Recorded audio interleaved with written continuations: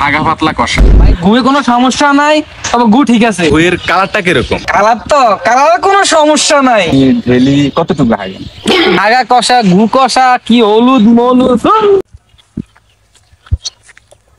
হ্যাঁ ভাই, হ্যাঁ লোক একদম পাওয়া গেছে ভাই। এখন কি এর ট্রাই করে দেখতাম?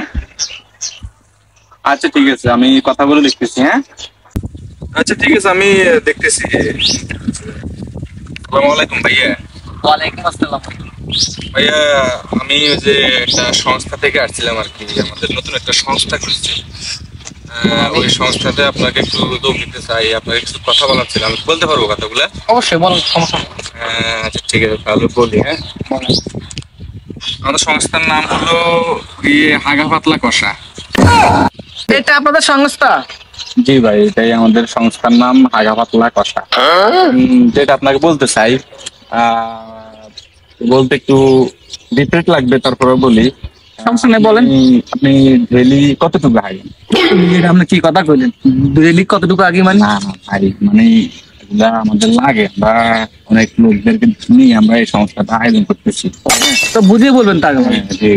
ভাই আপনি ডেলি কতটুকু হাগেন, মানে কতটুকু পরিমাণ আপনি খাওয়া দাওয়া করেন? আমি আপনার মনে করুন যতটুক খাই ততটুক। তারপরে তো একটা নির্দিষ্ট আপনার হাগার একটা ওজন বা কতটুকু হাগেন? কখনো তো ওটা ভাবনা চিন্তা করি নাই, এবং কি মাপিও নাই। ঠিক আছে, কি হবে বলবো? একটু আইডিয়া করে বলেন না। মনে করেন আপনার 250 গ্রামের মতো হবে। 250 গ্রাম হবে। তো ভাই আপনার ধরেন না, ঘুয়ের কালারটা কিরকম? কালার কোনো সমস্যা নাই।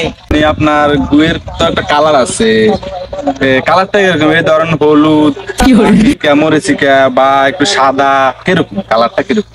আমার কালারটা একটু হলুদ। আপনার এই যে মরিচের বিচি টিচি, মরিচের দানা টানা, এগুলা কিরকম হজম হয় নাকি?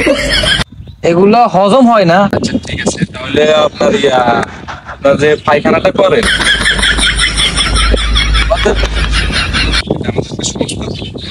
যে পায়খানাটা করেন, এটা একটু নরম পাতলা নাকি একটু শক্ত, কিরকম? আইডিয়া একটু বলেন না please ভাইয়া। আমি অনেক দূর থেকে আসছি। ভাই গুয়ে কোনো সমস্যা নাই, তবে গু ঠিক আছে। ভাই আমার একটু কাজ আছে, আমি যাইতেছি। আচ্ছা ঠিক আছে ভাইয়া, তাহলে ধন্যবাদ আপনাকে।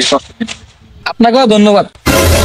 হালা কি একটা সংস্থা লই আইলে, কি হাগা কষা গু কষা কি হলুদ মলুদ।